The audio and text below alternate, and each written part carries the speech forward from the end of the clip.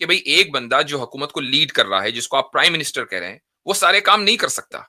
तभी तो उसने मिनिस्टर्स बनाए हैं इतने सारे। क्या क्रिएटर को, कि जो ऑल पावरफुल है, ऑमनीपोटेंट है, क्या हम उसको ऐसा समझ रहे हैं इंसानों की तरह कि जिसके पास लिमिटेड पावर है? अगर हम ऐसा नहीं समझ रहे सर, हैं तो ये तो फॉल्स इक्विवेलेंस है ना। नहीं, नहीं सर, नहीं, जैसे इनर मेडिटेशन वाले आए थे। एक आदमी अगर भक्ति कर रहा है और वो शैतान की, ईवल की, राक्षसों की भक्ति करने लगे, तो क्या जी, आप उस भक्ति को सही मानेंगे?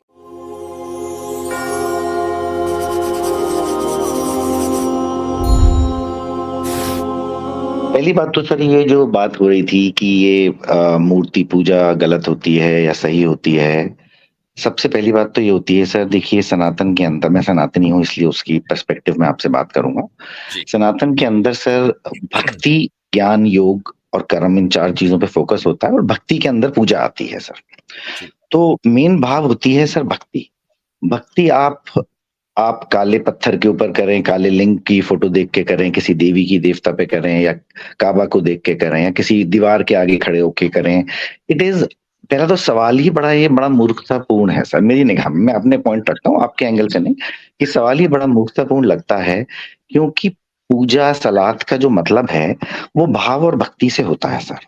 भाव और भक्ति में आप उल्टे खड़े होके पूजा कर रहे हैं, नीचे झुक के कर रहे हैं, पत्थर के आगे कर रहे हैं, देवी के आगे कर रहे हैं, ये सवाल ही बड़ा बेनाम, पहली लेवल पे तो ये बड़ा बेमानी सवाल होता है। क्योंकि अगर आपके अंदर भाव नहीं है तो आप अल्लाह को करते रहें, खुदा राम को करें, कृष्णा को, it is useless and immaterial. तो भक्ति के अंदर सर सबसे पहली चीज दी जाती है कि भाव। अगर आपका भाव जिस भी आप इष्ट को मानते हैं उसके प्रति समर्पित है और आप उसको ध्यान में लगाते हैं, तो पहली चीज तो भक्ति वहां से स्टार्ट होती है। नंबर 2, आपका पॉइंट था कि क्या मूर्ति पूजा पहले या फिर पहले हम उसी पॉइंट को ले लेते हैं, भक्ति वाले को, ताकि फिर हाँ बीच में बिल्कुल जो है वो बिल्कुल कन्वर्सेशन बिल्कुल लॉस ना हो बिल्कुल जाएगा। बिल्कुल। आपने कहा भाई भक्ति जो है वो इंपॉर्टेंट है। अब इससे कोई फर्क नहीं पड़ता कि आप किस चीज के सामने भक्ति कर रहे हैं, दीवार के सामने, दरख्त के सामने, के पत्थर के सामने, वगैरह वगैरह। ठीक है, देखिए क्वेश्चन यहाँ पर ये नहीं है कि आप भक्ति किस चीज के सामने कर रहे हैं, क्वेश्चन ये है कि किसकी कर रहे हैं। ठीक सर है, तो इसमें भी एक किस पॉइंट है। चीज के सामने और किसकी में फर्क। हीलर भाई उनको बिल्कुल इंटरप्ट बिल्कुल नहीं सर, कीजिएगा, आपका हमने सवाल आपको है। इसके तसल्ली से अलावा सुना एक है। और चीज है सर, हीलर भाई, किस हीलर लिए भाई, कर रहे हैं, ये हीलर भी एक भाई, बड़ा इंपॉर्टेंट हीलर सवाल है। भाई, हीलर भाई सुन लें। आपको उन्होंने इंटरप्ट नहीं किया, हमने किसी ने भी नहीं किया, हमें भी बड़ी आपत्ति थी आपके पॉइंट्स पर, कंप्लीटली उनको सुन लीजिए। थैंक यू जी। ठीक सर। तो नहीं, मेरा सवाल यही था कि अगर आप ये कर दें, ये साबित करें कि नहीं भक्ति होना इंपॉर्टेंट है, वो चाहे जिसकी भी हो। ठीक है, चाहे वो जिसकी भी हो, बात जिसके सामने की नहीं हो रही है। अगर आप इसको मानते हैं तो फिर इस पर बात होनी चाहिए। तो क्या मैं आपसे सवाल कर रहा हूं कि आप इसको तस्लीम करते हैं? सर इसमें मैं 2 पॉइंट कहना चाहता हूँ। जी। भक्ति क्यों होनी चाहिए, पहला सवाल आता है। आप भक्ति करते ही क्यों हैं जी, पहला सवाल इस पे आता है। इसके भी बड़े प्रकार होते हैं कि मैं भक्ति अपने किसी मटेरियलिस्टिक बेनिफिट के नहीं लिए नहीं नहीं, करता वो हूँ, एक मैं अलग, देखिए वो एक अलग दिशा में बात चली जाएगी। हम सिर्फ इस पर रहना चाहेंगे कि एक आदमी भक्ति कर रहा है। मैं तस्लीम कर रहा हूं कि जिस मकसद से भी करें भक्ति करनी चाहिए। मैं आपके साथ मुत्तफिक हूं थोड़ी देर के लिए। इसमें सर, लेकिन पॉइंट मैं 2 चीज में, जी जी, सॉरी मैंने पॉइंट आपको सिर्फ टोका ये है सर, कि आप आप कंप्लीट क्या कीजिए। भक्ति किसी भी चीज की कर सकते हैं, आपको मुकम्मल राइट है, या कुछ लिमिटेशंस हैं? सर इस पे मैं आता हूँ। देखिए सनातन के अंदर भक्ति की कई सारी परिभाषाएं हैं। जैसे सर ये कह रहे थे कि कभी मूर्ति पूजा नहीं होनी चाहिए, नहीं होनी चाहिए। हमारे यहाँ पे कई युगों में भक्ति का वर्णन है। सतयुग के अंदर 33 कोटि देवताओं का भक्ति हुआ करती थी। जब राम आए थे तो उन्होंने खुद शिवलिंग बना के शिव की पूजा करी थी, शिवलिंग की पूजा करी थी। तो मूर्ति पूजाओं का और देवी देवताओं की पूजा का हमारे यहाँ पे कई तरह से वर्णन रहा है कहीं पे। और इस इससे इससे कलयुग के इनकार नहीं अंदर, है मेरे भाई, इससे इनकार नहीं है कि आपके यहाँ उसका सबूत मिलता है या नहीं मिलता, इससे इनकार जी नहीं। पॉइंट जी सिर्फ एक लॉजिकल रैशनल ग्राउंड पर, अभी थोड़ा स्क्रिप्चर्स को अलग रख दीजिए। ठीक है, भूल ठीक है जाइए कि राम जी ने क्या कहा, थोड़ा अलग रख दें। रैशनल ग्राउंड पर मैं ये पूछ रहा हूं कि अगर हमने ये मान लिया कि इंसान के अंदर भक्ति होनी चाहिए, मैं और आप थोड़ी देर के लिए इत्तेफाक कर रहे हैं। अब सवाल यहां पर ये होता है किसकी भक्ति होनी चाहिए। क्या किसी की भी हो सकती है, या कुछ लिमिटेशंस उस पर होनी चाहिए कि नहीं इसकी हो सकती है, उसकी नहीं हो सकती, या बिल्कुल किसी की भी सर। हो सकती है? देखिए सर, इसमें क्या है सर, देखिए हमारा जो मानना है कि जो ये निज़ाम है ईश्वर का, वो ईश्वर ने बड़े एंगल्स में जैसे एक समझ लीजिए एक सरकार का निज़ाम होता है, उसमें एक मिनिस्टर होते हैं, एक हेल्थ मिनिस्टर हैं, वॉर मिनिस्टर हैं, हर तरह के डिपार्टमेंट्स बटे हुए हैं। तो हमारे यहाँ पे ये माना जाता है कि जब आप पहले मटेरियलिस्टिक लाइफ को जी रहे हैं और आप उसके अंदर थोड़ा परेशान होते हैं, कुछ रिक्वायरमेंट्स होती हैं, तो आप उसमें कुछ देवी देवताओं की भक्ति करते हैं। उसका हमारे यहाँ ऋग्वेदा में भी आवाहन का प्रोविजन है। और अगर सपोज हमारे को लड़ाई पे लड़ने जाना है, जैसे हमारे यहाँ राजा लड़ाई करा करते थे, तो उनको शक्ति की जरूरत हुआ करती थी, तो वो शक्ति की देवी की आराधना करके उसकी पूजा करते थे। उस वक्त उन्हें मोक्ष की प्राप्ति की इच्छा नहीं होती थी, ना उन्हें जन्म जन्नत जाना था, ना चले, स्वर्ग नरक में जाना मैं था। इसी सवाल को यहाँ लेता हूँ। देखिए, मेरे सवाल का जी, अभी तक जवाब नहीं मिला, लेकिन चले हम आगे बढ़ते हैं। आप ये कह रहे हैं कि जैसे गवर्नमेंट ने एक सिस्टम बनाया हुआ है, अलग-अलग मिनिस्टर्स हैं, एब्सोल्युटली, ठीक है? एब्सोल्युटली। मसलन हम मोदी मोदी सरकार को ले लेते हैं कि भई उसमें एक डिफेंस मिनिस्टर है, एक उसमें इंटीरियर मिनिस्टर हैं। तो ये जो मिनिस्ट्रीज़ अलग-अलग हुकूमत के अंदर क्रिएट होती हैं, वो इसीलिए होती हैं ना कि भई एक बंदा जो हुकूमत को लीड कर रहा है, जिसको आप प्राइम मिनिस्टर कह रहे हैं, वो सारे काम नहीं कर सकता। तभी तो उसने मिनिस्टर्स बनाए हैं इतने सारे। भाई वही अगर डिफेंस भी देखे, वही इंटीरियर सिक्योरिटी भी देखे, वही एक्सटर्नल अफेयर्स भी देखे, वही फूड डिस्ट्रीब्यूशन भी देखे, वही फाइनेंस भी देखे, तो वो कैसे करेगा काम? तो वो तो लीड नहीं कर सकता। इसलिए डिपार्टमेंट बन गए ना अलग-अलग। जी, कुछ बात में तो इसमें इत्तेफाक रखता हूँ। तो अब मुझे एक बात बताएं कि क्या क्रिएटर को, कि जो ऑल पावरफुल है, ऑमनीपोटेंट है, क्या हम उसको ऐसा समझ रहे हैं इंसानों की तरह कि जिसके पास लिमिटेड पावर है? अगर हम ऐसा नहीं समझ रहे सर, हैं तो ये तो फॉल्स इक्विवेलेंस है ना। नहीं, नहीं सर, नहीं। आपने इक्विवेलेंस जो दिया, वो हमने एक एग्जाम्पल लिया था, उसी एग्जाम्पल को लेके आगे आपकी बात करते हैं। देखिए, हमारे यहाँ पे क्रिएटर जिसको सुप्रीम पावर माना जाता है, जिसे ईश्वर माना जाता है, हम्म, उसकी पूजा जो है, हमारे यहाँ पे फाइनल स्टेज की पूजा है। जैसे हमारे यहाँ जीवन में 4 पार्ट में बाँटा गया है, अर्थ, काम और धर्म और मोक्ष के उसमें।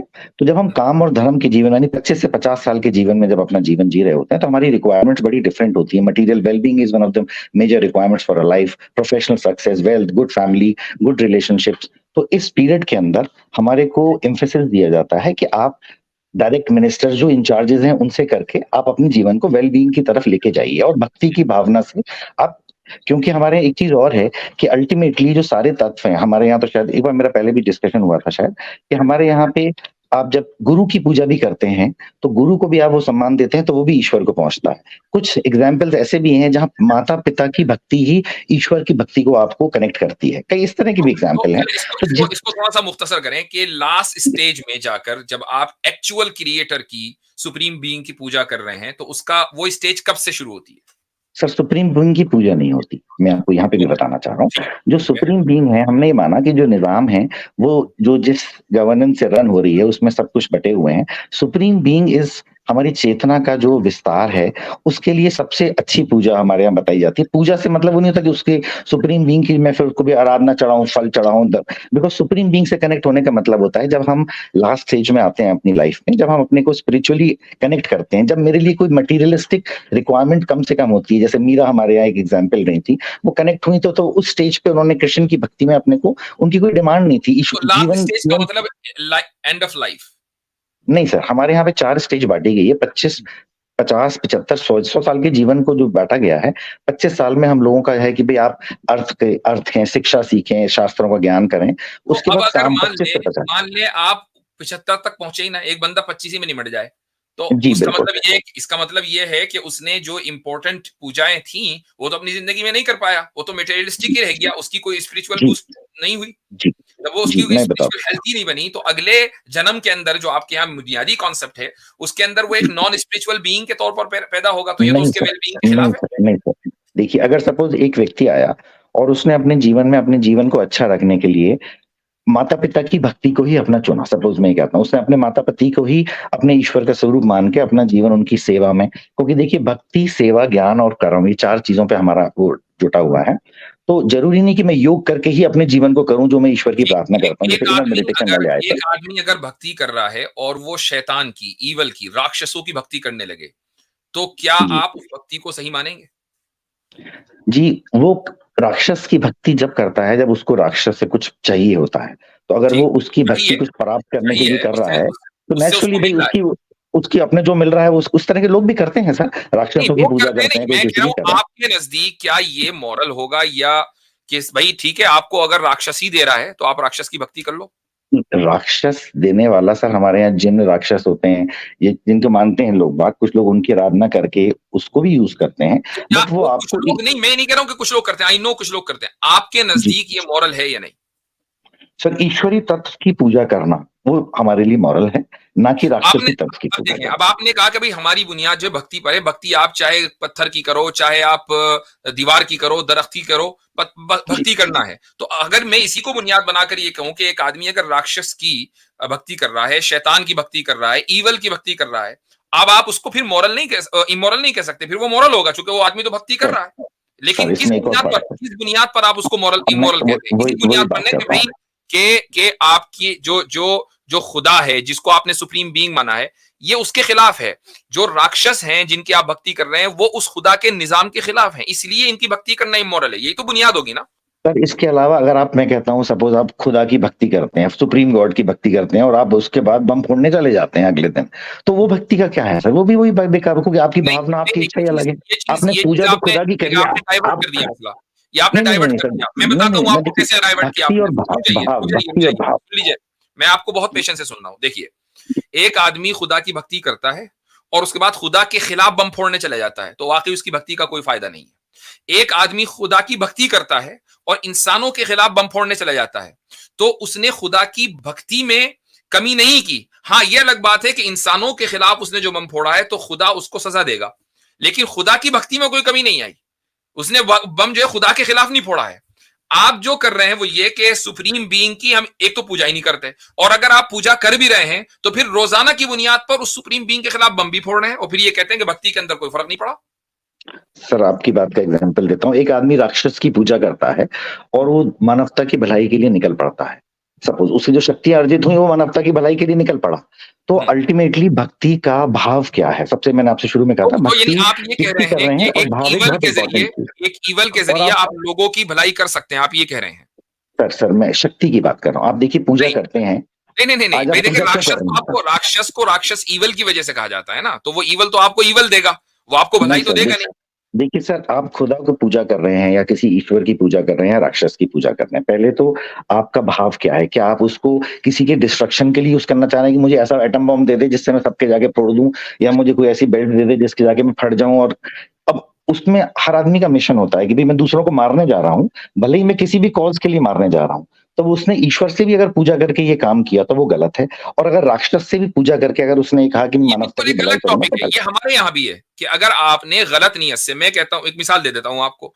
एक आदमी हज पर गया, आपको पता है। है जी हज एक मुकद्दस इबादत है, लोग जाते हैं, ठीक है। जी एक आदमी हज पर इसलिए गया कि लोग मुझे हाजी जी कहेंगे, हाजी साहब कहेंगे, अल्लाह ताला के लिए नहीं गया, तो भाई उसका हज जो है काबिल कबूल नहीं है। गया वो वहीं, सारे काम उसने वही किए जो एक आम आदमी कर रहा है, लेकिन चूंकि नीयत उसकी, जिसको आप भाव कह रहे हैं उसको हम नीयत बोलते हैं, नीयत उसकी खिलाफ, उसकी गलत थी, लिहाजा उसको उसका कोई रिवॉर्ड नहीं मिलने वाला। ये तो इस पर कोई इख्तलाफ नहीं हमारा और आपका।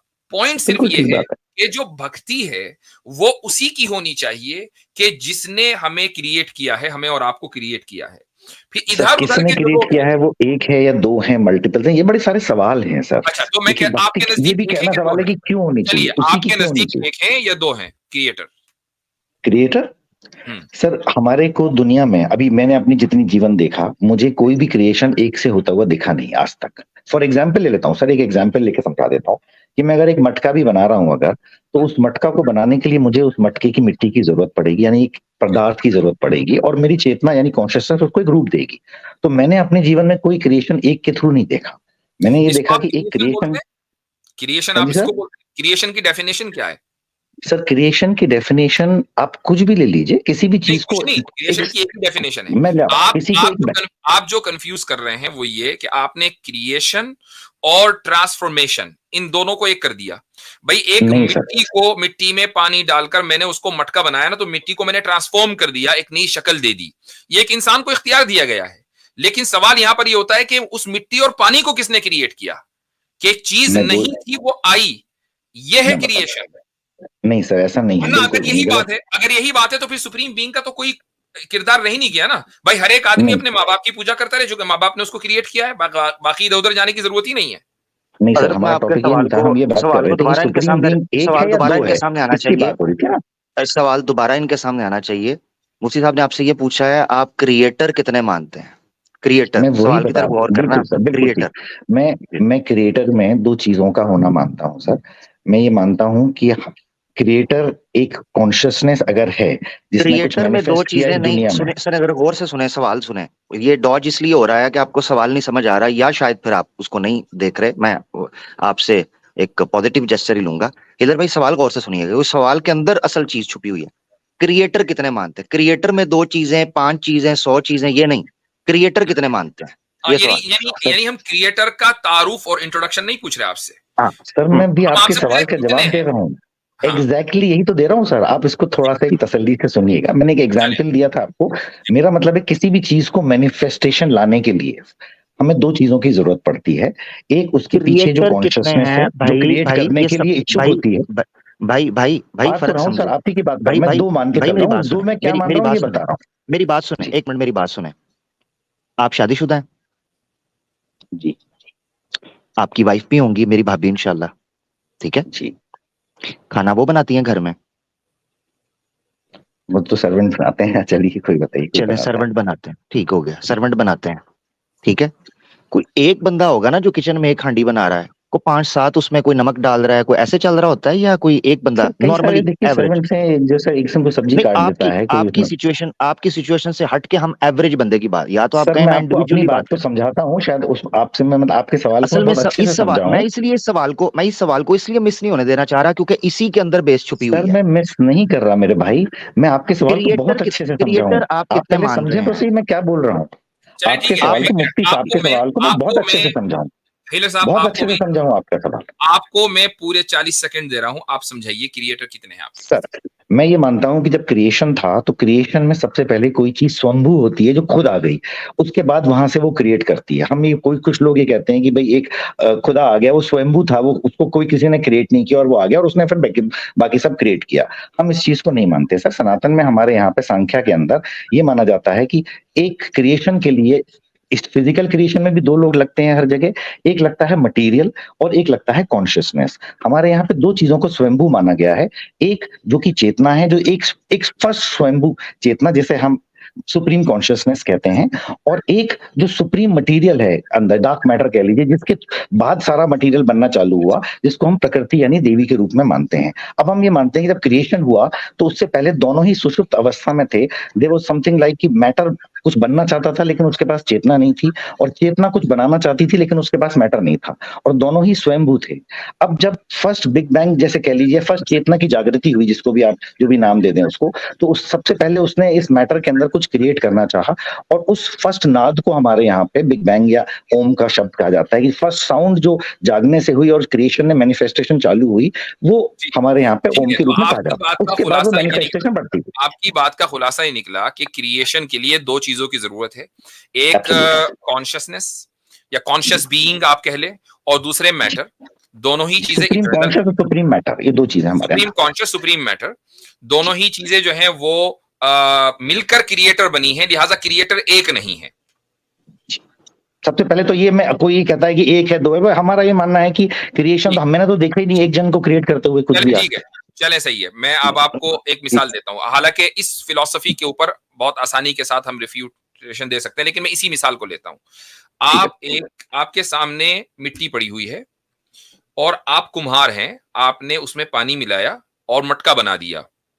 तो अब मुझे बताइए कि कोई भी अक्लमंद इंसान, बल्कि बेवकूफ भी, क्या ये कहेगा कि नहीं जी क्रिएटर यहां 2 हैं, मिट्टी भी और ये कुम्हार भी, या ये कहा जाएगा कि नहीं कुम्हार मटका बनाने वाला है? सर कुम्हार कुछ कर ही नहीं सकता, अगर मटका मिट्टी नहीं तो हवा में झूलता रह जाएगा। आपने उसकी लिमिटेशन बयान कर दी कि वो कुछ नहीं कर सकता। मैं कह रहा हूं कि ये जो एट्रीब्यूट है, जो एडजेक्टिव है क्रिएटर का, ये आप कुम्हार के साथ लगाएंगे कि मिट्टी के साथ भी लगाएंगे? सर देखिए, क्रिएशन तभी पॉसिबल होती है जब कोई आप मेरी बात को उस तरीके से नहीं समझते। वो मुझे मालूम है कि कोई भी कुम्हार मिट्टी के बगैर मटका नहीं बना सकता, मैं उस बात को तस्लीम कर रहा हूं। मैं कह रहा हूं कि इस सिनेरियो में क्रिएटर कौन है, एक है कि 2 हैं? पॉसिबल नहीं है कि मिट्टी के बगैर नहीं मान रहे कि जो सोच रहा है वही क्रिएट कर रहा है। जो चीज लाइव है, हम प्रकृति को भी जड़ नहीं मानते, मिट्टी की तरह नहीं मान रहे हैं, हम प्रकृति को भी मानते हैं कि उसके अंदर भी मैनिफेस्टेशन की सारी एबिलिटीज थी। इट वाज आल्सो लाइक जागृत थी। पहले ही मान लिया कि कॉन्शियसनेस नहीं है, सुप्रीम एनर्जी एंड कॉन्शियसनेस ये कंबाइंड क्रिएशन का पार्ट है सर। लेकिन सुप्रीम मैटर में आप कॉन्शियसनेस नहीं मान रहे हैं। Supreme matter is just like any other matter. Sir हम ये मानते हैं सुप्रीम कॉन्शियसनेस को और सुप्रीम मैटर को मिला के हम क्रिएशन का मानते हैं सर, जिसमें आप मान लीजिए शिव पार्वती होते हैं हमारे यहाँ, नारायण लक्ष्मण को 2 स्वरूप दिया गया है। हमेशा एक दो अच्छा माने गए हैं, एक को नहीं माना गया सर कभी भी अच्छा, हमारे जो सुप्रीम कॉन्शियस जो है, जो भी बीइंग है, वो ऑल पावरफुल है कि नहीं? सब बिल्कुल है। अच्छा, अगर वो उस सुप्रीम मैटर को खत्म करना चाहे तो उसको इसकी पावर है? नहीं है सर, तो फिर ऑल क्योंकि पावरफुल वो नहीं उससे है। वो भी उससे पहले भी वो भी एग्जिस्टेंट, दोनों ही स्वयंभू हैं सर। देखिए एक स्वयंभू चीज जो पहले से भाई इटर्निटी में है। आप ये तो कहें कि फिर ऑल पावरफुल नहीं है, या फिर ये कहें कि वो ऑल पावरफुल है। दोनों, सर यानी दोनों चीजें तरीके से होंगी। अगर कॉन्शियसनेस उसमें कोई क्रिएशन नहीं करना चाहेगी तो वो शांत अवस्था में रहती है, जब वो इनिशियल अवस्था में देखिए, थी। मैं बात प्रोसेस की नहीं कर रहा हूं। आई नो आप बहुत तफसील से मुझे समझाना चाह रहे हैं। सिंपल सी बात है कि भाई आपने उस सुप्रीम कॉन्शियस को एक लिमिटेड इख्तियार या लिमिटेड चॉइस दी है सुप्रीम मैटर के ऊपर कि भाई आप ये सुप्रीम मैटर पहले से मौजूद है, जिस तरह आप पहले से मौजूद है, इसको बस इधर उधर करके एक चीज बना दो। ठीक है, तो एक लिमिटेड चॉइस आपने दी ना। वही चॉइस जो कुम्हार को मिट्टी के सामने दी जाती है। मिट्टी को बनाने का उसको इख्तियार नहीं है, ना खत्म करने का इख्तियार है। वो ज्यादा से ज्यादा उसको ट्रांसफॉर्म कर सकता है। तो यही आपने, इतनी ही चॉइस आपने सुप्रीम कॉन्शियस को दी, तो भाई सुप्रीम कॉन्शियस के पास फिर लिमिटेड एबिलिटी रही ना, वो ऑल पावरफुल तो नहीं हुआ।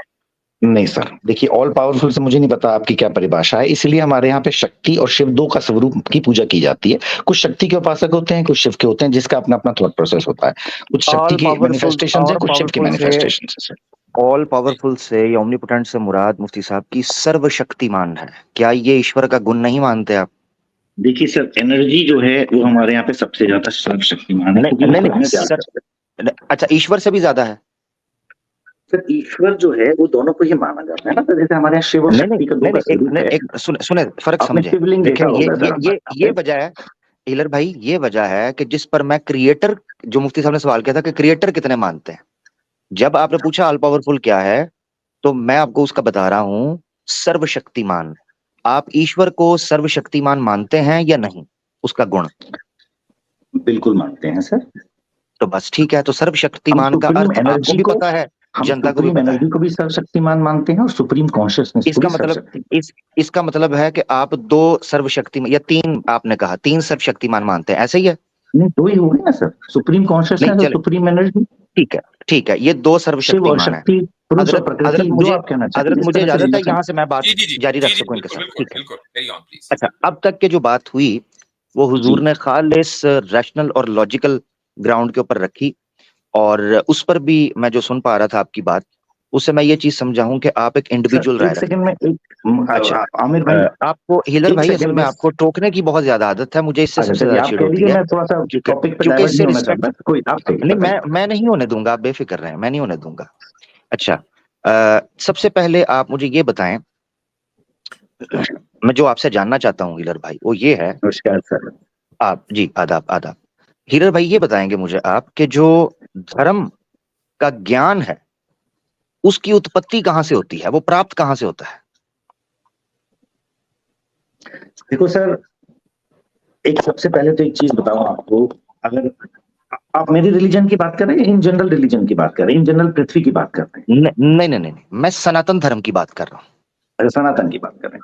देखिए सर, सनातन के अंदर जो ज्ञान लेने की कई सारी चीजें हैं, कुछ वेद हैं, कुछ पुराण हैं, कुछ उपनिषद हैं, और इन सब का एक ही फॉर्मूला है कि आप चार चीजों पे बेस होकर अपनी नॉलेज को ग्रहण करें। वो चार पैरामीटर्स क्या हैं सर? सबसे पहले कर्म। एक सनातनी का सबसे पहले होता है कि वो कर्म पे विश्वास रखता है। दूसरा, ज्ञान पे उसकी आस्था होती है। तीसरा, भक्ति भाव से वो अपने जीवन को बताता है। और चौथा होता है योग। इन चार चीजों को लेके जो भी नॉलेज गेन की जाती है वो सनातन की नॉलेज, विचारधारा है सर। सनातन एक्चुअली सही मायने में सब बड़ी सारी कहानी जिससे सुनते हैं, Sanatan is a philosophy, thought process मानना चाहिए। धर्म का नाम वो किताब मिलेगी नहीं, वेद में सनातन नहीं मिलेगी आपको, पुराण में सनातन नहीं मिलेगा सर। वो बिल्कुल ठीक है, बिल्कुल ठीक है। ये जो विचारधारा, मैं आपकी बात मानकर चल रहा हूँ, ये जो विचारधारा है इसका आरंभ कब हुआ? सर देखिए, इस विचारधारा को सनातन इसलिए कहते हैं बिकॉज ये माना जाता है कि मैंने ये नहीं पूछा इस विचारधारा का आरंभ कब हुआ।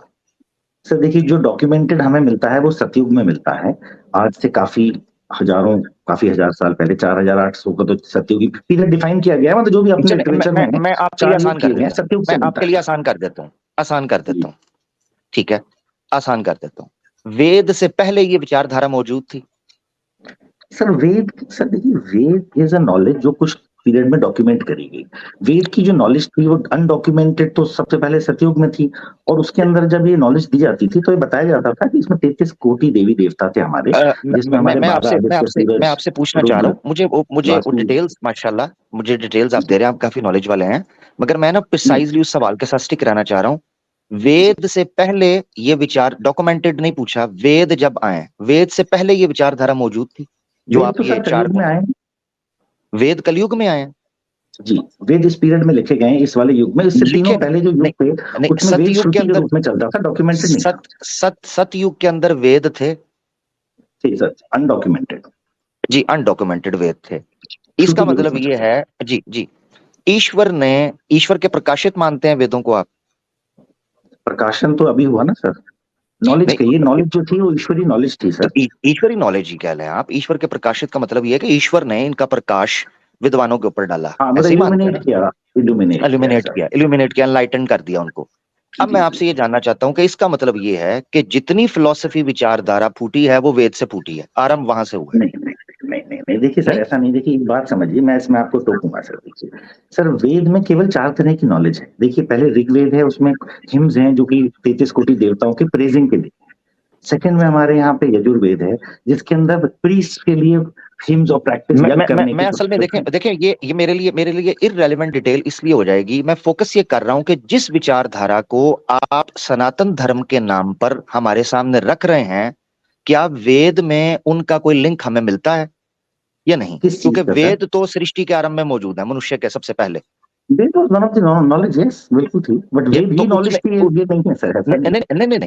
जो मेरा मकसद है कहने का वो ये है, वेद से विचारधारा मिलती है, क्योंकि सनातन धर्म का परम प्रमाण वेद है, परम प्रमाण।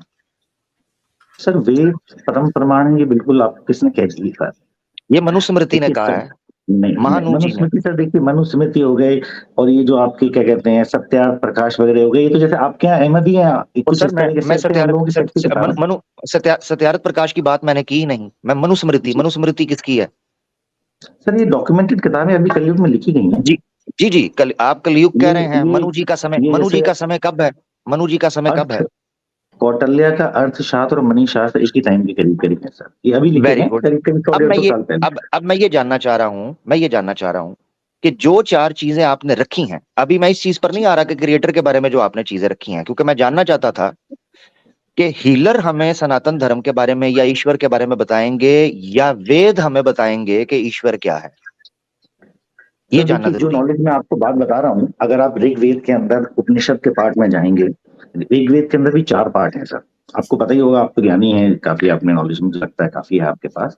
तो उसके अंदर जो हमारे उपनिषद हैं, उसके अंदर सर पूजा के बियॉन्ड जो हमें 4 चीजों पे धर्म को आधारित करने के लिए कहा गया है, वो 4 चीजें आपको बताई मैंने। गीता में भी उसका वर्णन है। उपनिषद जो है वो वेद का पार्ट ही नहीं है। मैं तो संहिता की बात कर रहा हूँ।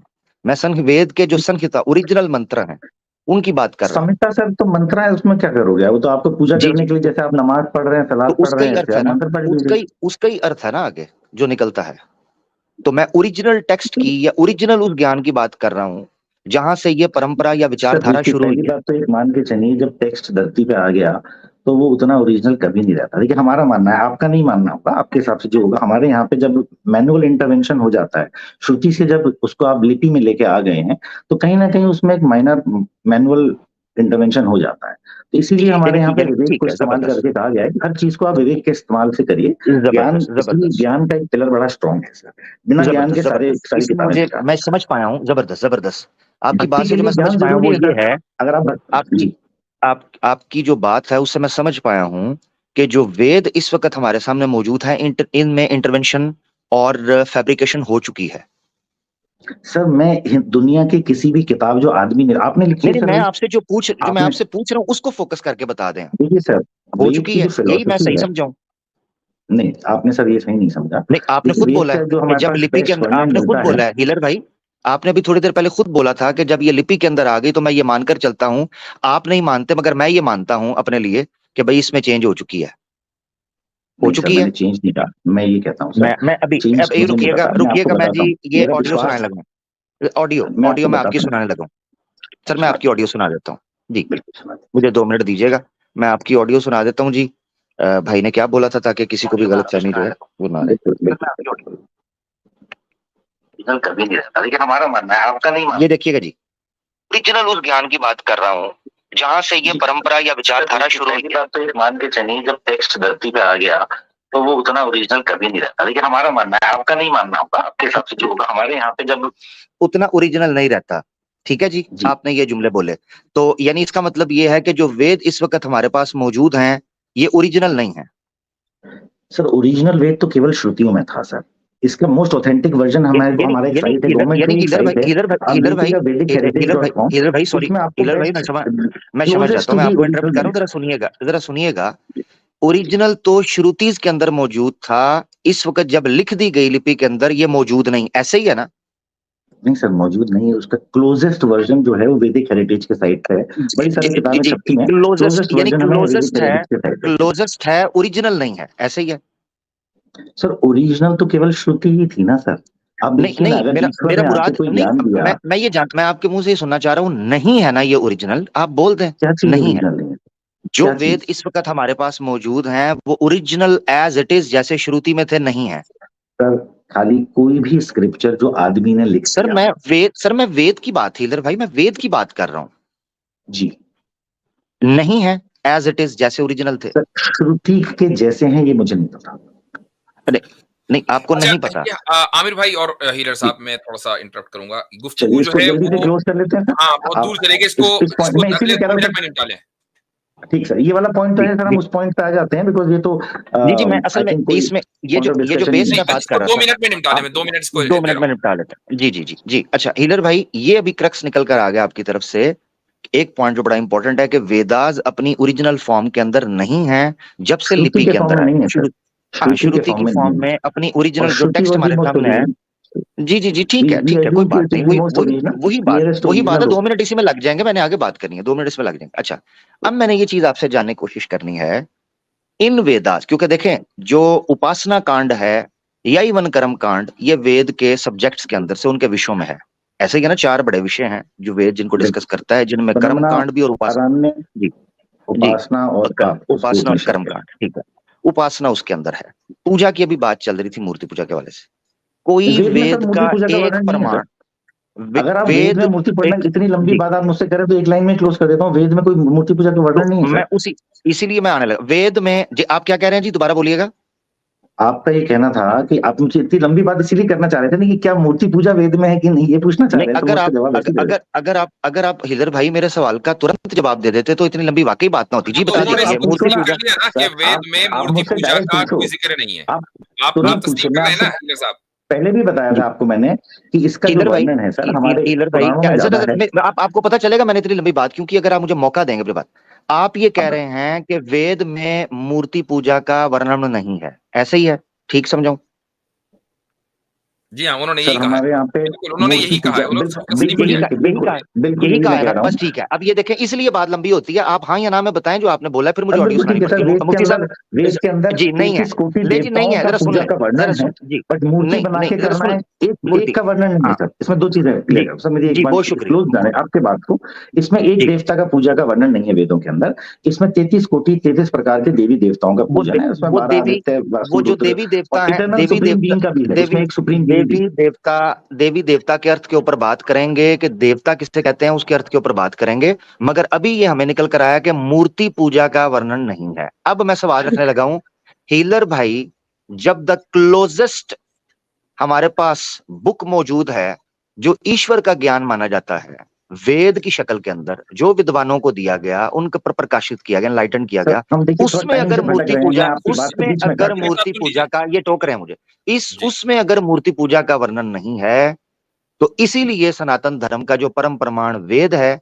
जब उसमें मूर्ति पूजा का वर्णन नहीं है, मुझे नहीं समझ आती कि मूर्ति पूजा इसके बाद फिर इसका मतलब है इंटरजेक्ट की गई, इंपोर्ट की गई। ठीक है, मैं जवाब दे देता हूं एक लाइन में, आधे सेकंड में, ज्यादा लंबा आधा ही सेकंड, ठीक है सर। जैसे आप मतलब मैं किसी रिलीजन पे नहीं कह रहा, बट जैसे कुरान के अंदर सर नमाज का कहीं वर्णन नहीं है, सलात का वर्णन है, लेकिन हदीथों से आप सलात नमाज को ऐसा नहीं है, कुरान में नमाज का तर्जुमा है ना, सलात का तर्जुमा है। सलात है ना सर। अब सलात तो कैसे की जानी है? सलात नमाज को तो सर, कहते हैं। पूजा कैसे की जानी है? हाथ नाफे के ऊपर नहीं, बांधना है, नीचे बांधना है, कैसे नमाज उसका वेस्ट की तरफ ट्रांसलेशन झुकना है है मेरे कि भाई। नहीं सर? एक मिनट। सर आप सलात मुझे का डिस्क्रिप्शन ट्रांसलेशन है, सलात का ट्रांसलेशन है नमाज, तो ये कंफ्यूज ना करें कि नमाज का जिक्र नहीं है। और यही वजह है, सुन लीजिए, अब आप सुन लीजिए ना मेरी बात। यही वजह है कि अगर आप अरबों में चले जाएंगे, उनसे पूछेंगे नमाज, तो उनको समझ भी नहीं पाएंगे कि क्या बात हो रही है, क्योंकि वो उर्दू या फारसी नहीं बोलते हैं। सुन लीजिए, ये सिर्फ ट्रांसलेशन है। आपको अरबों के सामने अगर बात करनी है तो आपको सलात का लफ्ज ही बोलना पड़ेगा। अब ये कि कैसे करनी है, अब मैं आपको बता देता हूं। कुरान में रुकू का भी जिक्र है, कुरान में क़याम का यानी खड़े होने का भी जिक्र है, कुरान में सजदे का भी जिक्र है, कुरान में अल्लाहु अकबर का भी जिक्र है, कुरान में यानी तस्बीह का भी जिक्र है। सारी चीजें दूसरी मैं बताता हूं, इनका मसला हल होने लगा है। इधर भाई सुनेंगे, जी मैं करता हूँ, मैं ऊपर नीचे हाथ करवाता हूँ उसका हाथ। इधर भाई सुनेंगे, इधर भाई सुनेंगे, आप सुनेंगे तो आपको पता चलेगा क्या है जी। हम कुरान में सलात का जिक्र मानते हैं और उसी समय पर नबी पाक सल्लल्लाहु अलैहि वसल्लम ने उसको प्रैक्टिकली कर दिखाया है। जबकि मूर्ति पूजा का एग्जैक्टली ना मूर्ति पूजा का जिक्र वेद के अंदर है और ना मूर्ति पूजा उस समय पर होती थी। आपने खुद माना। आमिर भाई आपकी बात का जवाब दे देता हूँ। हमारे यहाँ पे रामायण में रामचंद्र जी ने खुद ही वैदिक पीरियड के अंदर शिव जी की मूर्ति स्थापित करके उनकी पूजा करी शिवलिंग। वैदिक पीरियड कितना लंबा था? भाई दो चीजों में फर्क समझे। हमारे यहाँ सुन लेना जरा, फर्क समझे। वैदिक पीरियड कितना लंबा है? चलें बताएं आप, कितना लंबा वैदिक पीरियड? सर वैदिक कोई पीरियड ही नहीं है अभी। चलो हमारे यहाँ ये कमाल है। वैदिक पीरियड और आप कह रहे हैं वेद पीरियड नहीं है। सर 4 पीरियड है सर। ये देख लें आप इधर भाई आपने एक स्टेटमेंट दिया कि वैदिक पीरियड में राम जी ने स्थापना की मूर्ति की। चलो इनको भी ले लें। हजरत इनको इतना फ्लेक्सिबल ग्राउंड देते हैं। हिलर भाई इतना फ्लेक्सिबल आपको ग्राउंड देने लगा हूँ। सुन ले, आपको इसमें भी मैं फ्लेक्सिबल आपको ओपन हम ग्राउंड दे देते हैं, कोई बात नहीं। इन्होंने वैदिक पीरियड कहा और उसके बाद में समझाने के लिए 4 युग रखे। ठीक है, कोई बात नहीं। मैं आपसे जानना चाहता हूं वेद किस युग के अंदर आए? सर वेद तो कलयुग में आए, मतलब यार मैं कलयुग अच्छा वैसे पूछ रहे हैं तब आए थे सर। वेद की जो नॉलेज है वो इटर्नल है। हिंदुइज्म का पूरा दवाई खत्म हो गया यार। ये वेद विद्वानों पर, ऋषियों पर कब प्रकाश किया गया उनका? सतयुग में। जबरदस्त, सतयुग। श्री राम ने जो स्थापना आप कह रहे हैं मूर्ति, श्री राम कौन से युग में आए? श्री राम जी उसके बाद द्वापर युग में आए। तो द्वापर युग में जबरदस्त मसला हल हो गया। युग में भी तो सतयुग और द्वापर युग में कितने युगों का फर्क है? एक युग का फर्क है। एक युग के बाद 2 युग और त्रेता और उसके बाद एक युग। सतयुग कितने साल का है सर? अप्रोक्सीमेटली 1400 इयर्स का बताते हैं। अप्रोक्सीमेटली इसका कोई वो नहीं है डॉक्यूमेंटेशन, बट आप डिवाइड करेंगे 13,000 साल को। हम 1400 इयर्स मान के आपकी बात इधर भाई कितने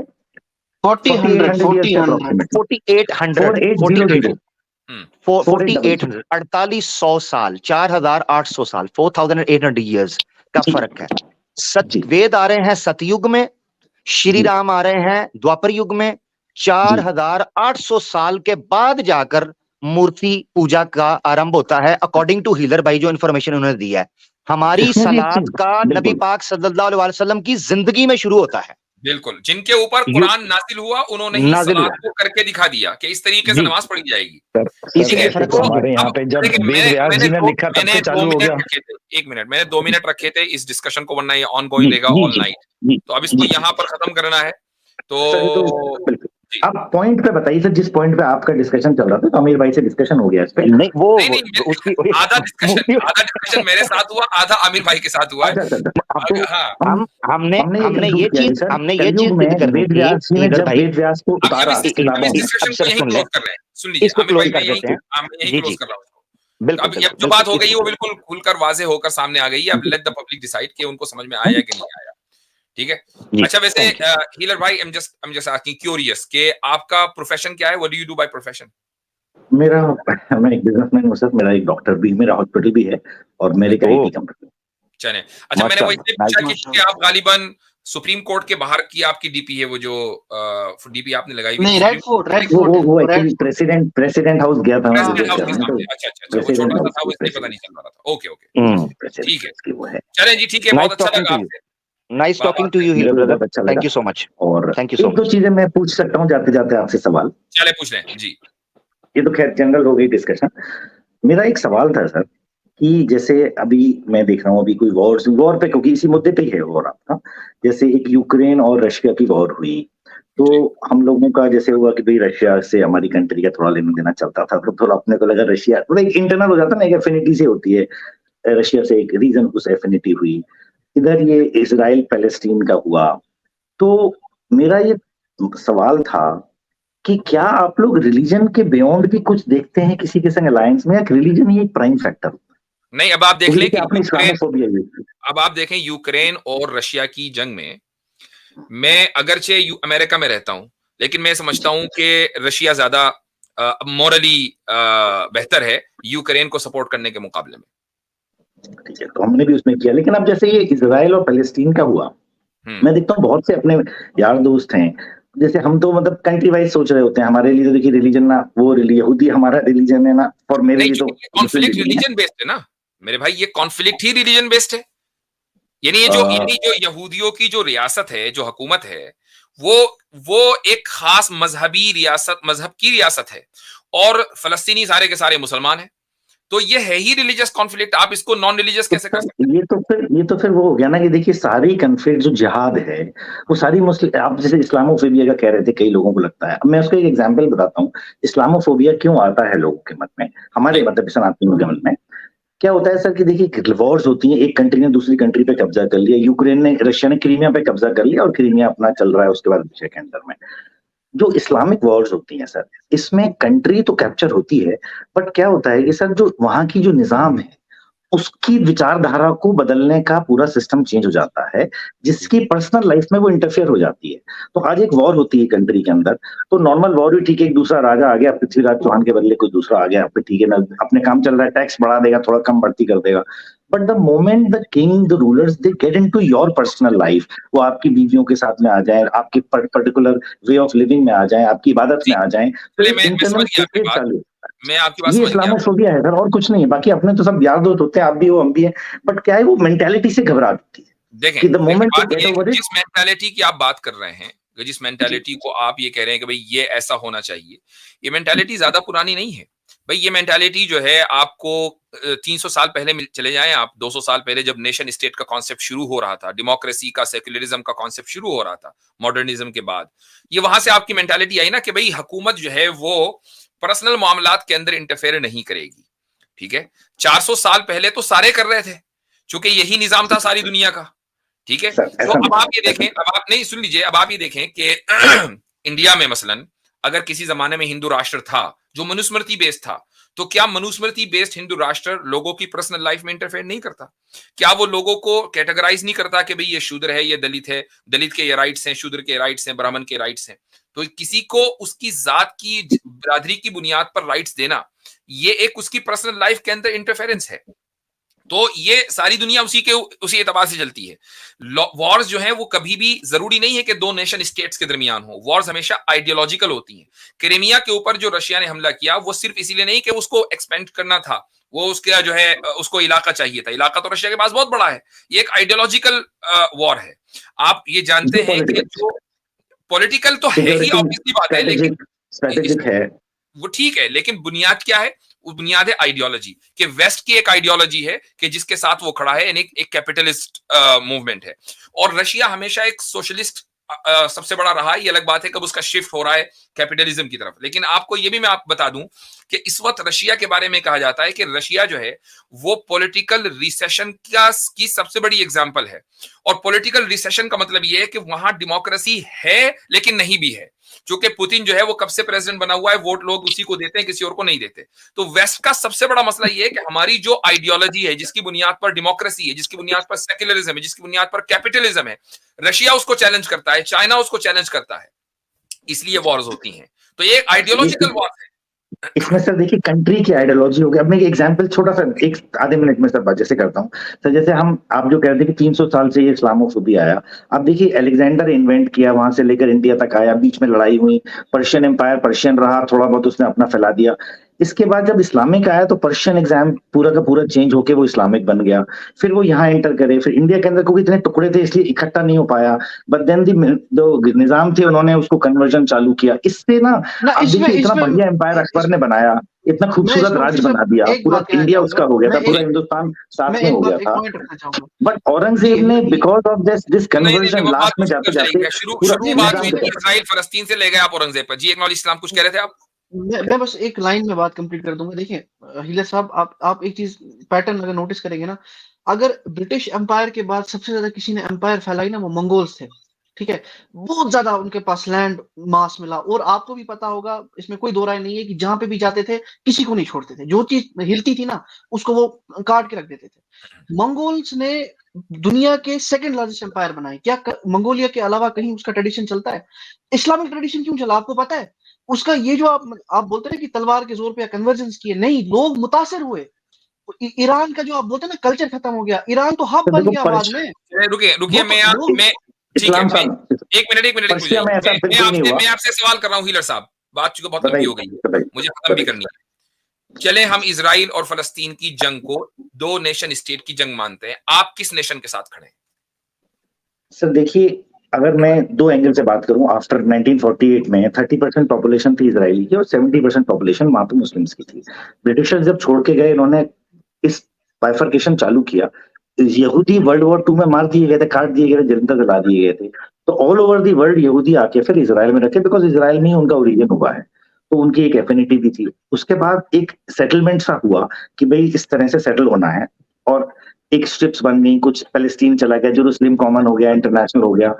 उसके बाद लेकिन जो हमस थी या जो भी उनकी विंग थी वो उसको डाइजेस्ट नहीं कर पाई। यासिर अराफत जब आए, उन्होंने पीस ट्रीटी साइन करी, एक अमन शांति कायम बनाने की कोशिश करी, पर उनको मार दिया गया। यहीं पर आ जाते हैं। चलिए 1948 से पहले यहूद कहां से आए, चूंकि इस पर बात हो चुकी है, मैं दोबारा नहीं लेना चाहता।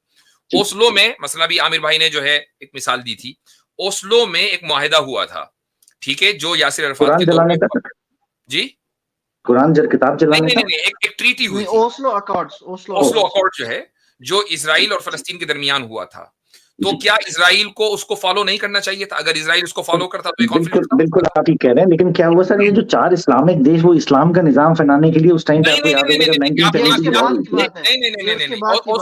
ओस्लो अकॉर्ड, अगर उस पर इजराइल मान लेता उस अकॉर्ड को, जबकि सिग्नेचर कर लिए हैं, ठीक है। अब आप नेशन स्टेट की बात करते हैं, यूनाइटेड नेशन की जनरल असेंबली में कितनी मर्तबा रेजोल्यूशन पास हुए हैं इजराइल के ताल्लुक से? क्या इजराइल किसी एक को तस्लीम किया? तो सर आप इस आइडियोलॉजी की वजह से इजराइल के अगेंस्ट हैं या मुस्लिम कंट्री के या यहूदियों के खिलाफ? मैं तो आपसे पूछ रहा हूं, देखिए मेरा तो क्लियर है, मैं तो आइडियोलॉजिकली इजराइल के अगेंस्ट हूं, मैं तो क्लियर है, बिल्कुल एकदम अनअपोलोजेटिक। मैं आपसे पूछ रहा हूं कि आप अगर इजराइल की हिमायत कर रहे हैं तो क्यों कर रहे हैं? क्योंकि वो आपकी नेशन नहीं, अगर वो आपकी नेशन होती तो मैं थोड़ी देर के नहीं मान लेता कि यार मेरा मुल्क है तो मैं तो अपने मुल्क की हिमायत करूंगा। अगर वो आपकी आइडियोलॉजी होती तो मैं मान लेता भाई मेरी आइडियोलॉजी में उसकी हिमायत करूंगा।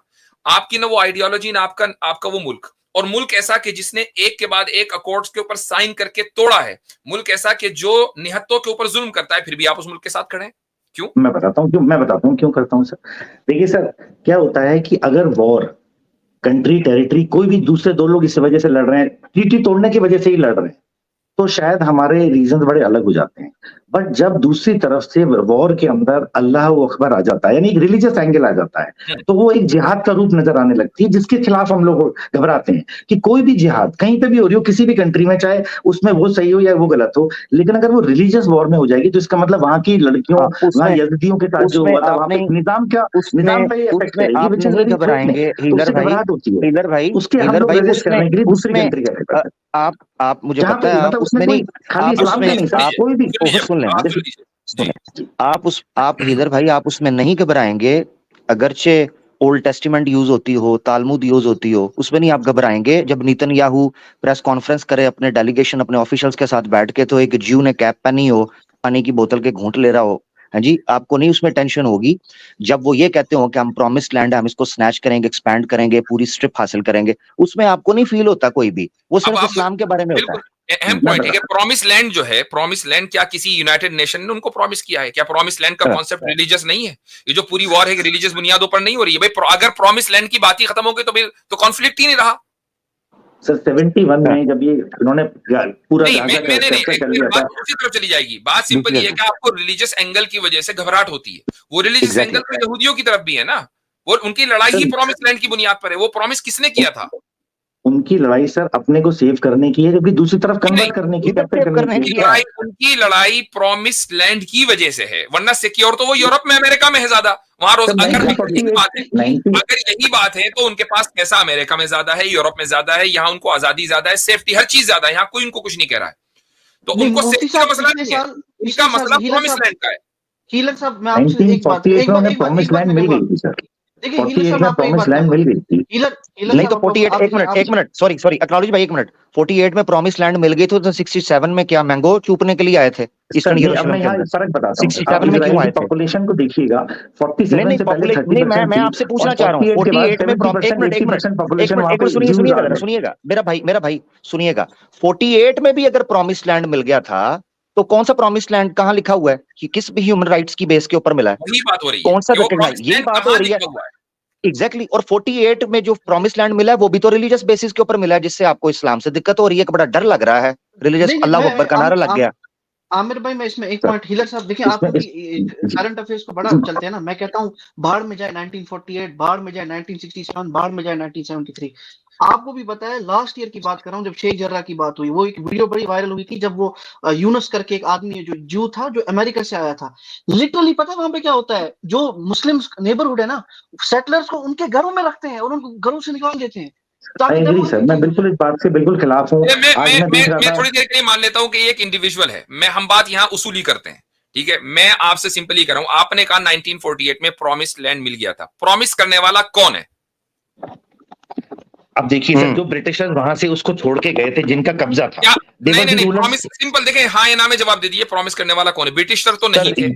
यूएन ने ब्रिटिश सपोर्ट और यूएस सपोर्ट के साथ उसको प्रॉमिस हो गया। 1917 में पहला प्रॉमिस चला था। आप ये कह रहे हैं कि इजराइल का जो सारा मुकदमा है वो ये कि भाई ब्रिटिश ने हमसे प्रॉमिस किया था, ये प्रॉमिस लैंड इसलिए है? नहीं, सब तो देखिए उनका रिलीजियस वो है कि वहां पे वो आए थे। यही तो बात हो रही है, उनका रिलीजियस है तो भाई उनकी जंग भी रिलीजियस जंग है। यही तो मैं कह रहा हूं उतनी देर से, आपको एक रिलीजियस जंग से घबराहट है, दूसरी से नहीं है। क्या आपको नहीं पता कि ओल्ड टेस्टामेंट में कि जिस पर वो बिलीव करते हैं उसमें बाकायदा जंगों का हुक्म है, ठीक है? उसमें लोगों को मारने का, औरतों के साथ रेप करने का उसके अंदर हुक्म है, वो उसके ऊपर अमल कर रहे हैं दिन रात। लेकिन क्या हो गया ना, देखिए ज्यूज और क्रिश्चियंस दोनों में थे, लेकिन उन्होंने अपने विवेक को इंपॉर्टेंस दे दी, तो वो किताब से थोड़ा हट गए हैं। वो अभी भी किताब पे नहीं अटके हुए सर। बाकी अपने भाइयों में क्या है, अपने जो मुस्लिम भाई हैं वो भी किताब पे बट बिल्कुल रह सकते हैं, विवेक को यूज ही नहीं करते सर। वो ये घबराहट हो जाती है। किसने एक एग्जाम्पल सर, आपके ही मीटिंग से एग्जाम्पल देता हूं सर। यार कमाल है, ये बात नहीं भाई करने दे रहे हीलर भाई, आप उनकी बात, किसी एक भाई की बात सुन लें, एक्नॉलेज भाई बात करें जी, एक्नॉलेज भाई। रिसेंटली अभी परसों की बात है, जो अभी स्ट्रीम पे भी हुई थी, आप बोल रहे ना किताब से दूर है, इजराइल का करंटली जो मिनिस्टर है ना पुलिस का, हुआ क्या, 2 दिन पहले वीडियो वायरल होती है कि ऑर्थोडॉक्स ज्यूज आ रहे थे और वो थूकते हैं नन्स के पास, जैसे ही नन्स के पास पहुंचते, चर्च के पास पहुंचते थूकते हैं। अच्छा, फिर पुलिस से पूछा, मिनिस्टर ऑफ पुलिस से पूछा ये क्या कर रहे हैं? वो कहते कोई मसला नहीं, ये तो हमारा कल्चर है। आप बोलते हैं वो किताब से दूर है, ये कल्चर है उनका। सर आप शायद मेरा पॉइंट समझे नहीं, मैं कुछ और बता रहा। देखिए, एक होता है मैं रिलीजियस के लिए जीलेट हूं कि मैं अपने रिलीजन को बचाना चाहता हूं, I hate certain other religion. Jews Muslims को हेट करते हैं, मुस्लिम ये कहते हैं। एक मिनट इधर भाई आपकी बहुत बात सुन रहा हूं मैं एक, मुझे बताएं पॉइंट, इतना वैलिड पॉइंट मैं आपके सामने रख लूंगा, थोड़ा देखें। इतने रिलीज वो इतना किताब से हट गए हैं, इतना किताब से हट गए हैं कि पाकिस्तान बना था इस्लाम के नाम के ऊपर और उसकी नेशनल लैंग्वेज है उर्दू, और ये इतना बेस रिलीजियस के ऊपर किताब के ऊपर है कि हैब्रू अपनी लैंग्वेज जो बनाई, कमाल हो गया, जो हालांकि हैब्रू के बेस पर खड़े हैं, यानी उनकी लैंग्वेज इतना वो किताब के ऊपर अड़े हुए हैं, हालांकि ओरिजिनल हैब्रू बाइबल भी वो रिकवर नहीं कर पाए। तो यहाँ तक आप अंदाजा कर सकते हैं वो कितना हिंदुस्तान में संस्कृत हो जाए, तमिल में तमिल, वो बात नहीं है सर, ये मुद्दा, ये लैंग्वेज मैटर करती है। आपको क्या लगता है भाषा मैटर करती है? भाषा के ऊपर आपके इर्द गिर्द बड़ी चीजें हमारे अगेंस्ट हो गए, इंडिया के वो तमिलियन को मान रहे हैं, वो एक अलग है मुद्दा। आप दो चीजों को मिक्स ना करें, दो चीजों को मिक्स ना करें, ठीक है? कल्चरल चीज एक और अलग चीज है, मल्टी कल्चरल होना, मल्टीलिंग्विड होना ये अलग चीज है। इसराइल, फलस्तीन की जुबान क्या है? फलस्तीन की जुबान अरबी है ना। अगर वहां पर फलस्तीनी बैठे हुए हैं, ये वहां जाते हैं अपनी स्टेट वहां पर रखते हैं, सारा यूरोपियन इकट्ठा होकर गया था। एक चीज तो यूरोपियन को जुबान रखते हैं ना, वहां पर कोई फ्रेंच रखता, कोई जर्मन रखता, मल्टी लैंग्वेज रखते, पॉइंट नंबर 1। दूसरी चीज ये है, ये जो प्रॉमिस्ड लैंड था, अगर अपनी सेफ्टी के लिए चाहिए था, जिस तरह हजरत ने कहा यूरोप के अंदर, तो क्रिश्चियन इतना सगा था, उसने ऐसी जगह के अंदर क्यों खोपा जहां पर सारी जिंदगी लड़ते रहना है? वो उस जगह पर सेफ्टी देता। अभी ये मजाइल चल रहे हैं, उनको सेफ्टी मिली है। ये तो मजाइल चल वहां पर सेफ्टी क्या थी? सेफ्टी थी कि यूरोप में उनको जगह दी जाती थी। पूरी दुनिया से जो है ना यूज को इकट्ठा कर वहां पर एक जगह पर इकट्ठा किया, ये सेफ्टी थी। अच्छा, एक चीज और मुझे बताइए कि 1990 बात का जवाब दें वाजिद साहब, फिर आपके साथ 1990 से पहले इंडियन गवर्नमेंट ऑफिशियली फलस्तीनी कॉज की हिमायत कर रही थी। क्यों कर रही थी? क्या वो मॉरल था या इमोरल था? सर देखिए क्या था कि उस टाइम तक आप देखेंगे 40s तक और 79 से पहले, मैं मानता हूं कि वर्ल्ड ओवर जो है इस्लाम का बड़ा एक मॉडरेट था सर। जब तक कि वो काबा मक्का मदीना पे कब्जा नहीं हुआ था सऊदी अरेबिया में और ईरान का शासन नहीं आया था, तब तक Islam was a very very generous and acceptable religion. कहां की आप बात कर रहे हैं? नहीं सर, मैं आपको एक बात बता, अरे सर आपको बताता रहा हूँ। 79 से पहले देखिए, जब तक उस शाह का तख्ता नहीं पलटा था और एक हार्ड लाइनर इस्लाम नहीं आया था ईरान के अंदर, और उसके बाद जो मक्का मदीना कब्जा हुआ, सऊदी भी औरंगजेब 79 के बाद आया था, जिसका जिक्र खैर अभी आप थोड़ी देर पहले कर रहे थे। हीलर भाई, you are just full of contradictions, I am sorry to say, full of contradictions. थोड़ी देर पहले औरंगजेब का जिक्र चल रहा है, वो 79 के बाद आया था। उस वक्त तो कट्टरता की बात थी, ईरान पर्शिया की बात की, कट्टरता की बात थी। तो इस्लाम बड़ा सॉफ्ट लाइनर जो आपको लग रहा है, ये 79 के बाद कब बदला है? मॉडरेट सर, जब एक टर्किश रूल था, टर्किश के रीजन का रीजन था, ओटोमन एम्पायर था। ओटोमन एम्पायर में बड़ा लिबरल एम्पायर। ये यूरोप से पूछिएगा कि वो सॉफ्ट लाइनर, यूरोप से पूछिएगा। ये सुल्तान, जिस समय पर ये थियोडोर हर्जल बात कर रहा था, सुल्तान अब्दुल हमीद के समय पर पूछिएगा उनसे। मुस्तफा कमाल अतातुर्क के साथ क्या हुआ? वो सॉफ्ट लाइनर थे। हम उस पक्ष की बात कर रहे हैं, हम उस पक्ष की बात कर रहे हैं। मैं कह रहा हूं उनका क्या था? क्या वो समझते थे सल्तनत उस्मानिया को? वादा क्यों किया गया था 1918 के अंदर? किस बुनियाद पर वादा था? पता है किस बुनियाद पर सर वादा था? वादा ये था कि सल्तनत उस्मानिया गिरने दें, उसमें हमें फंड करें, हमें सपोर्ट करें इस वॉर के अंदर। बिल्कुल साथ है ना। तो क्यों, अगर सॉफ्ट लाइनर था तो क्यों जरूरत पड़ी थी बरतानिया को सल्तनत उस्मानिया को तोड़ने की और कट सऊदी लाने की? कौन लेके आया? लॉरेंस ऑफ अरेबिया को कौन लेकर आया? 1980 में आले सऊद के साथ किसने कॉन्ट्रैक्ट किया? अगर सल्तनत उस्मानिया सॉफ्ट लाइनर थी तो इन वहाबी कट्टर रजीम को तो ब्रिटिश लेकर आया है। कमाल करते हैं। बिल्कुल आपकी बात बिल्कुल सही है सर। मैं इसमें बिल्कुल, ब्रिटिश और फ्रांस की दो कंट्रीज थी, इन्होंने पूरा रीजन कैप्चर किया था 1917 के बाद से, एंड दे वर रूलिंग, और इनकी टेरिटरीज बन गई थी। आपके जो साउथ थे उनको भी इन्होंने प्रमोट किया, यूएस ने भी वहां पे एंट्री मारी, and they tried to create their own hegemony in this area, अपना कंट्रोल एस्टैब्लिश करना चालू किया। बट फिर भी मेरा जो कहना है वाजिद साहब, मैं जो बात कह रहा था कि जो एक फियर की जो आप बात कर रहे थे ना कि एक नॉर्मल आदमी क्यों अगेंस्ट हो जाता है, क्यों वो पैलेस्टीन के खिलाफ हो रहा है, क्या इस्लामोफोबिया उसके अंदर घुसा हुआ है, क्या वो इतना गंदा? भाई हमें नहीं प्रॉब्लम है यार, मुस्लिम भाई हमारे सब यार दोस्त यहाँ रहते हैं, लेकिन हमारी प्रॉब्लम क्या होती है कि जब हम देखते हैं कि जैसे सीरिया में कैप्चरिंग करी यजदी में, और वहां जाके उसने यजदी के लोगों को, औरतों को उठा के, जब वो एक्टिविटीज आती है ना तो एक फेस आता है। मैं यहाँ दो बातें कहूंगा, उसके बाद एंड ऑफ आप सीरिया के साथ नहीं होगा। पहली बात होता क्या है कि बात चलती है कहीं और की, आप ले जाते कहीं उसको है। आईसिस ने यजीदियों के साथ जो किया उसको आपसे ज्यादा हम लोगों ने कंडेम किया है, और हम लोगों ने बाकायदा इतना ज्यादा कंडेम किया कि फतवे तक निकाल दिए। ठीक है, आप लोगों ने, ठीक है, आप लोगों ने कुछ नहीं किया जितना हम लोगों ने किया। Point number 1। Point number 2, healer भाई सुन ले, कंक्लूजन की तरफ आने दें जी। पॉइंट नंबर 2 ये है कि अगर आप हमसे ये आपकी यानी सनातनी की जबानी रिलीजियस वॉर से घबराहट सुनना मुझे अजीब सा लगता है कि जिस रिलीजन में रिलीजियस वॉर को ज्यादा सेलिब्रेट किया जाता हो, महाभारत पढ़ी जाती हो, रामायण पढ़ी जाती हो, राम जी जो लंका गए थे उसको सेलिब्रेट किया जाता हो और उसको विक्ट्री माना जाता हो और बहुत अच्छा उसको समझा जाता हो, तो जो रिलीजन रिलीजियस वॉर्स को सबसे ज्यादा सेलिब्रेट कर रहा है, उसके मानने वाले कह रहे हैं कि हमें रिलीजियस वॉर से घबराहट होती है। ये तो अजीब बात मैं जवाब दूं सर आपकी बात का? बिल्कुल ही सर, बिल्कुल ही देखिए, बिल्कुल ही अनकनेक्टेड और बिल्कुल ही इर्रेशनल पॉइंट ऑफ व्यू है। आप मुझे बताइए रावण का धर्म क्या था और राम का धर्म क्या था? क्या लड़ाई धर्म के आधार पे हो रही थी? रिलीजियस वॉर की बिल्कुल एब्सर्ड। एक पंडित को मार रहे हैं, रिलीजियस वॉर क्यों? जो आपके गीता में जिस चीज का जिक्र है, क्या धर्म के लिए वो युद्ध हुआ कि नहीं हुआ? सर एक सेकंड, बिल्कुल आप एक मिनट देखिए, रिलीजियस वॉर को धर्म से मत समझिए। हमारे यहाँ धर्म का मतलब वो मजहब नहीं होता है सर। आप माने जो कृष्ण की जो लड़ाई थी वो दो भाइयों के बीच में थी, सेम कास्ट थे, सेम रिलीजन था, क्या रिलीजियस वॉर हो गई? कैसी बात करते हो सर आप? तो बिल्कुल ही। मैं आपको इसकी मिसाल दे देता हूँ। हजरत अबू बकर रजी अल्लाह उनके जमाने जो इस्लाम के पहले खलीफा हैं, बहुत से अरबों के खिलाफ जिहाद किया गया जो मुसलमान थे, लेकिन उन्होंने ज़कात देने से मना कर दिया था और इसको हम जिहाद मानते हैं, जबकि रिलीजन दोनों का एक था, दोनों की नस्ल एक थी, दोनों की जबान एक थी।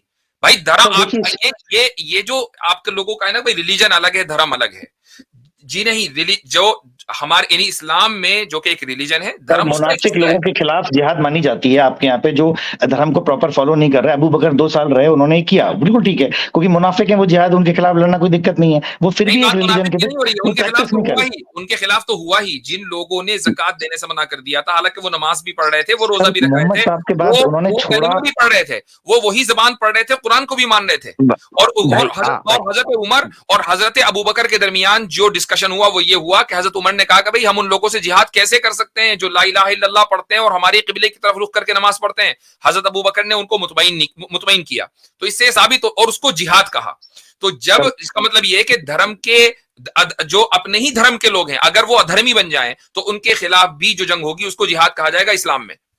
सर बिल्कुल आपने ठीक कहा। उमर साहब ने तो जब उनके काफी लोगों ने जब छोड़ने लगे, मुनाफिक हो गए, तो उन्होंने खूब सबको मतलब उस टाइम पे बताते हैं कि काफी लोगों को कन्वर्ट करके वापस ईमान में लेके आए। चलती रहेगी। हीलर साहब बहुत अच्छा लगा। आई नो कि बहुत सारी बातें हैं करने की, तो इंशाल्लाह बिल्कुल। सिर्फ जाने से पहले सिर्फ एक इंफॉर्मेशन आपसे लेनी है हीलर भाई। इस वक्त हिंदू पॉपुलेशन कितनी है अकॉर्डिंग टू यू इस वक्त इंडिया में? कहाँ पे सर?